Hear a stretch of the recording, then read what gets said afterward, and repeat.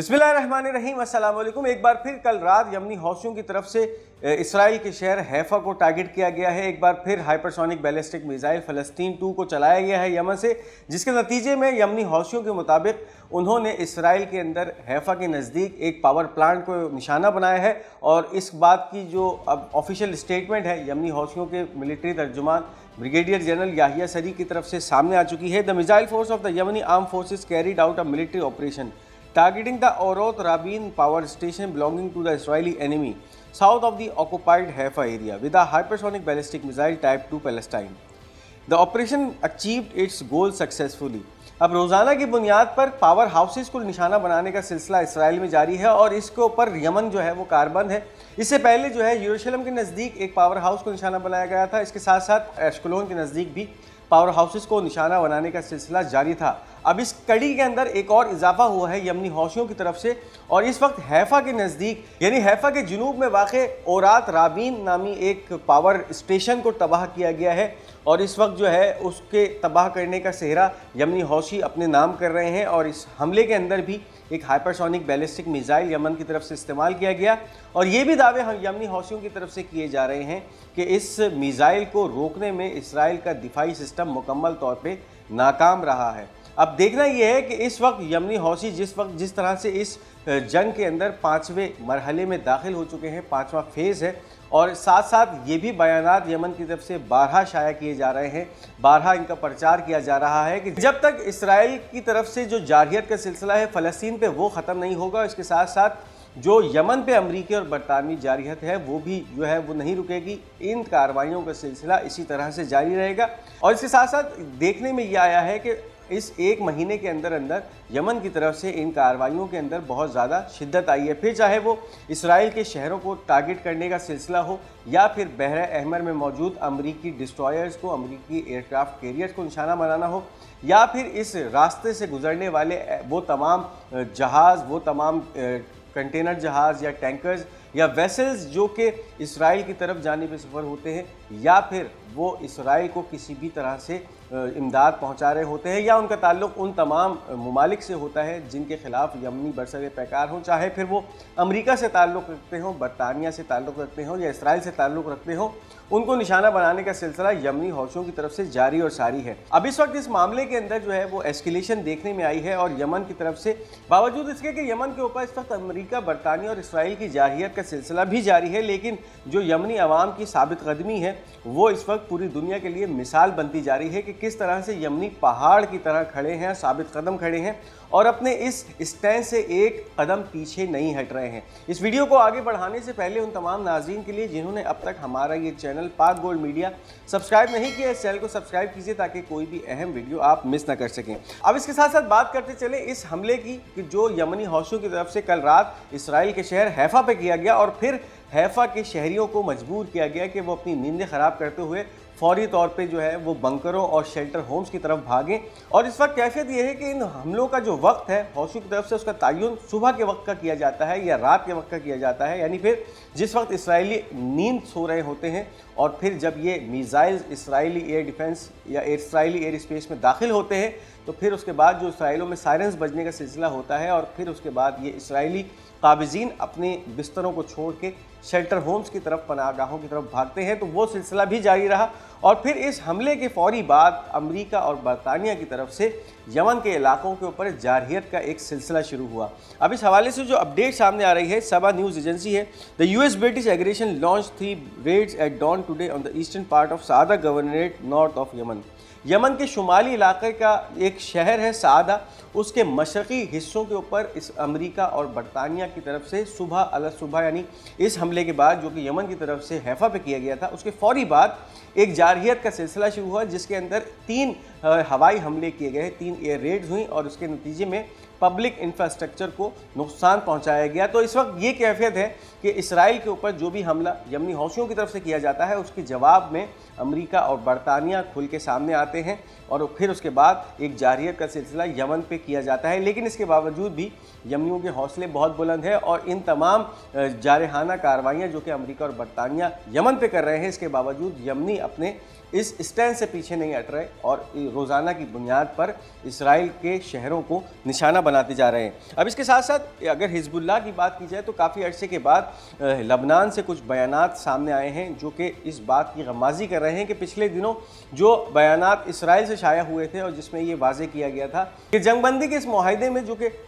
कहा गया था इसराइल की तरफ से कि 60 दिन तक इसराइली फ़ौजें लबनान में मौजूद रहेंगी, और फिर उसके बाद ये बयानात सामने आना कि अब ये इसराइली फ़ौजें 60 दिन बाद भी इनका इनखला लबनान से नहीं होगा। इस हवाले से अब हिजबुल्लाह की तरफ से जो है वो बयानात शाया होना शुरू हो गए हैं। Hezbollah coordination and liaison unit official Wafiq Safa, Hezbollah is ready for all events and will be present in everything that affect the morale of our people. अब पहली दफ़ा इतने अरसे के बाद हिजबुल्लाह की तरफ से एक बयान सामने आया है जिसमें ये वाज़े किया जा रहा है कि जिस तरह से इसराइली जो है इस सीज़ फायर माहिदे की या इस जंगबंदी माहिदे की वायलेशन करते हुए लबनान के जुनूबी इलाकों को टारगेट कर रहे हैं, वहाँ पर उनके घरों को मिसमार किया जा रहा है।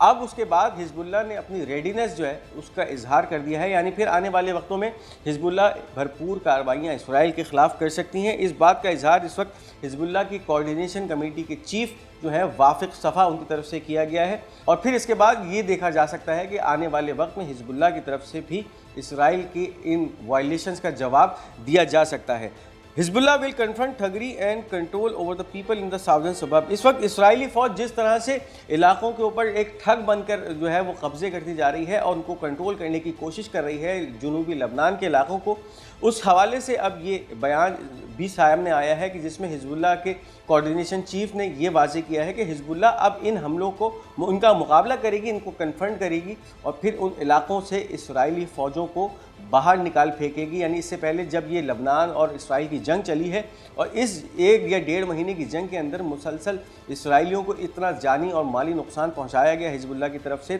कि इसराइल को घुटने टेक कर इस अमन माहिदे या जंग बंदी की तरफ जाना पड़ा। और अब कैफियत ये है कि इसराइल खुल्लम खुल्ला इस जंग बंदी की जो है वो वायलेशन कर रहा है, मुखालफत कर रहा है, और इसके साथ साथ कैफियत ये है कि इसराइल की जो फ़ौजें इस वक्त लबनान में मौजूद हैं वो रोज़ाना की बुनियाद पे वायलेशंस कर रही हैं। अब इस हवाले से जो फ़रीक़ैन हैं उनको जो है वो उन पर ज़ोर दिया जा रहा है। एक तरफ तो लबनान की हुकूमत है उसको ऊपर भी ज़ोर दिया जा रहा है कि उस वक्त जो सिक्योरिटी रेट है उसको कायम किया जाए और इन इसराइलियों को इन ओछे हथकंडे इस्तेमाल करने से बाज रखा जाए। अगर ये नहीं होता तो फिर हिजबुल्लाह ने अपनी रेडीनेस का ऐलान कर दिया है कि फिर आने वाले वक्तों में हिजबुल्लाह जो है इन हमलों से ख़ुद निमटने की तैयारी कर रही है। इस वक्त हिजबुल्लाह के जो जनरल सेक्रेटरी हैं शेख नाइम कासिम, उनका भी एक बयान सामने आया है। It is the responsibility of the state and we are part of it to follow up the sponsors to stop the hand of Israel and implement the agreement.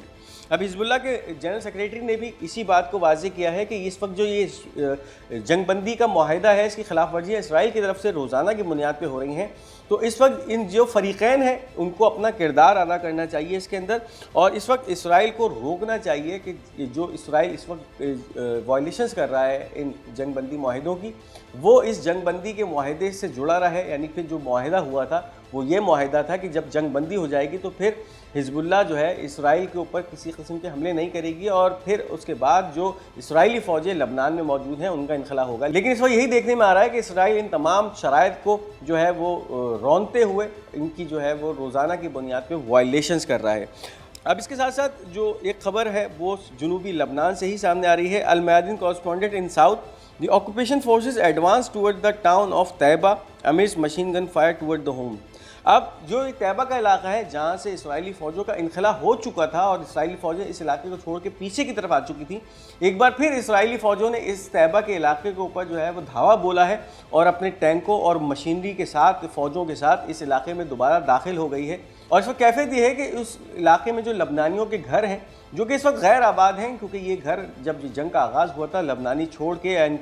इनसे नकल मकानी करके दूसरे इलाकों में चले गए थे, उनके ऊपर जो है अब मशीन गन से फायरिंग की जा रही है, उनको मिसमार करने की कोशिश की जा रही है। और इस वक्त कोशिश यही है इसराइल की कि किसी भी तरह इन इलाकों के जो रिहायशी हैं उनको इन इलाकों में वापस ना आने दिया जाए। इसके साथ साथ एक और भी इस सिनेरियो के अंदर इसराइल की तरफ से हरकत की गई है और वो ये है कि जो मेन शाहराह है तैबा जाने वाली, जो कि इस तैबा को दूसरे सबर्ब से लबनान के मिलाती है, वहाँ पर जो है वो बैरिकेड खड़ी कर दिए हैं और उस रोड को जो है इस तरह से वहाँ पे ट्रेंचिंग की गई है, वहाँ पे खंदकें खोद दी गई हैं कि वो रोड काबिल इस्तेमाल ना हो और फिर वहाँ से ना किसी का इनखला हो सके और ना वहाँ पे कोई दाखिल हो सके। तो इस वक्त ये कैफियत है जो कि जुनूबी लबनान से सामने आ रही है और फिर हो सकता है कि आने वाले दिनों में हिजबुल्लाह की तरफ से भी इस सीज़ फायर मुआहदे को जो है वो वॉइड कर दिया जाए और इसकी फिर कोई हैसियत नहीं है कि वो फिर जिस तरह से लबनान और इसराइल की जंग जारी थी और उस दौरान हिजबुल्लाह इसराइल को जो है वो चुन चुन के टारगेट कर रही थी और उनको जानी नुकसान पहुंचा रही थी, उसका सिलसिला दोबारा शुरू हो सकता है। अब इसके साथ साथ ईरान के ऊपर इस वक्त जो जंग मुसल्लत करने की खबरें सामने आ रही हैं, एक तरफ अमेरिका तैयार बैठा है कि किसी भी तरह ईरान के जो न्यूक्लियर फैसिलिटीज़ हैं उनको टारगेट किया जाए और इस हवाले से अब बहुत सारी चैमगोइयाँ हैं इस वक्त जो कि मीडिया जो है उस पर गर्दिश कर रही हैं इंटरनेशनल मीडिया के ऊपर। अब इस हवाले से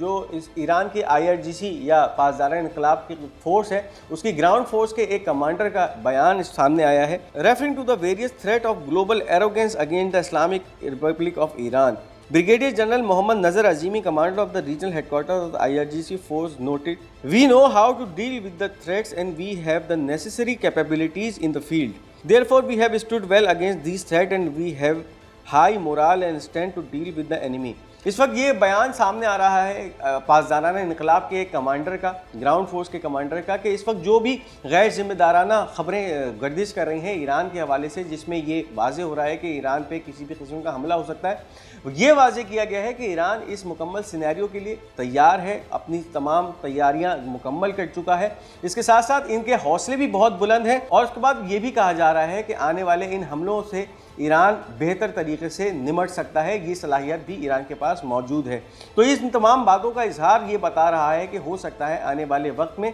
ये जो इस वक्त खबरें चैमगोइयाँ गर्दिश कर रही हैं, इनकी हकीकत जो है कुछ ना कुछ सामने आ सकती है। ये थी इस वक्त की अहम अपडेट्स। इस वीडियो को लाइक और शेयर करना मत भूलिएगा। हमारा ये चैनल पाक गोल्ड मीडिया, इसको ज़रूर सब्सक्राइब कीजिएगा और अपनी कीमती आरा का इजहार भी कमेंट्स में करते जाइएगा। इंशाल्लाह बहुत जल्द आपके साथ एक नई वीडियो, एक नए ब्लॉग में हाजिर होंगे। तब तक के लिए मुझे इजाज़त दीजिए। खुदा हाफिज़ व नासिर।